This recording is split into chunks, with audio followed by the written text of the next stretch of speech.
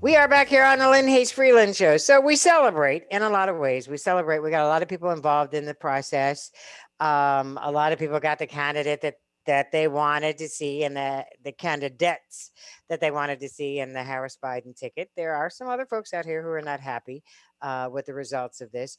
But what strikes me about this entire process is the fact there is a huge divide in this country. I think Right. that most people, most Black and brown people, have been aware of it for some time, have been painfully aware of the divide in this country. Many other people don't choose to see it. But when you look at the numbers and the numbers, the very numbers that you broke down for me a few minutes ago, it became very clear. Do you feel like those numbers say that to you as well? Yeah, clearly.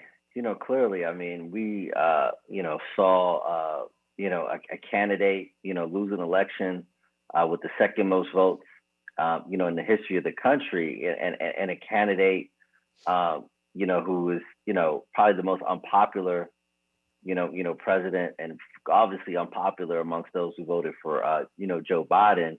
And I think for many Joe Biden supporters, I think there's still a certain bewilderment with the level of support that President Trump had, given how the past 4 years have gone from their perspective.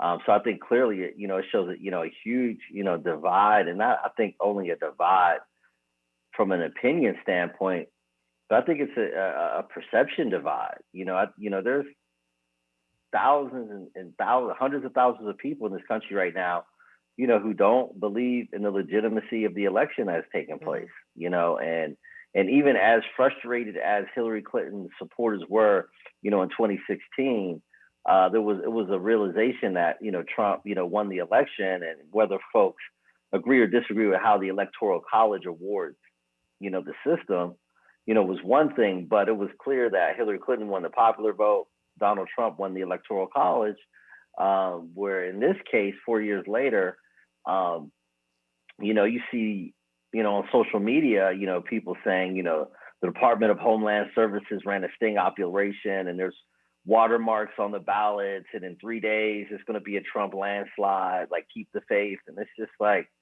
it's almost like an alternative reality, even beyond like a political divide as far as having policy differences. There's Mm-hmm. a difference in a perception of reality at this point, which I think, is very concerning. I think what struck me, for the last couple of weeks, people have been talking about this civil unrest and all these things that were going to happen. And what struck me more than anything was when I rode through downtown Pittsburgh and I saw half of downtown Pittsburgh boarded up. Right. And I said, honestly, people really think, and again, understand we're taping this show on Wednesday. And I always feel like Right. I need to clarify this. We're taping this show on Wednesday. I don't know what's going to happen between Wednesday and Sunday when Right. this show airs.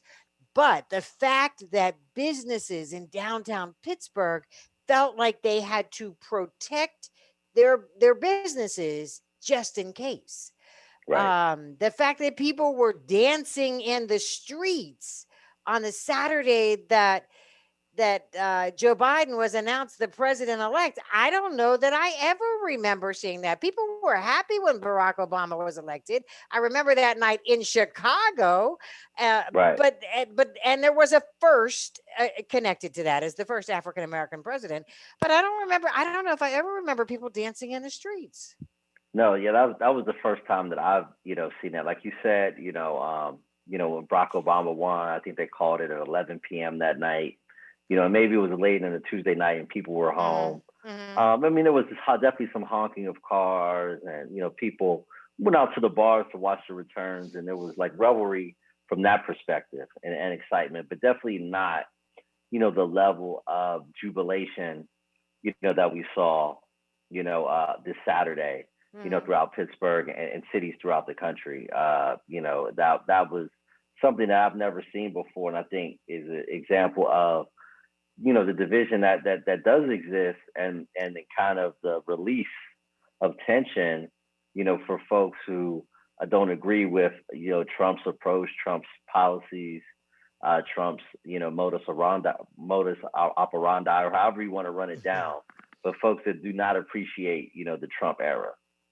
I think the other thing that struck me was the emotion that I saw from people of color on national television, the news anchors that talked about the feeling, the being able to breathe again. Right. Which I don't know that I've ever seen that before. So I Right. say all of that to say these are interesting times, Khari. And I just Absolutely. wonder if how we as a nation begin to be able to put those pieces back together again. Can we?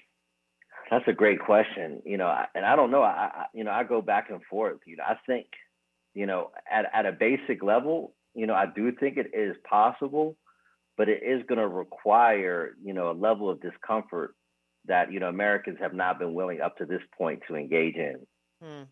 Just about the truth, about the history of this country, and what we, have gone through collectively, and what specific groups, particularly African Americans, have experienced, in this country. And I think that until, we're ready to kind of have that level of reconciliation, it's going to be difficult, to reach that kind of level of healing, because clearly, the country, requires, a level of healing, Mm-hmm. that we haven't seen, at least in a generation, if not longer.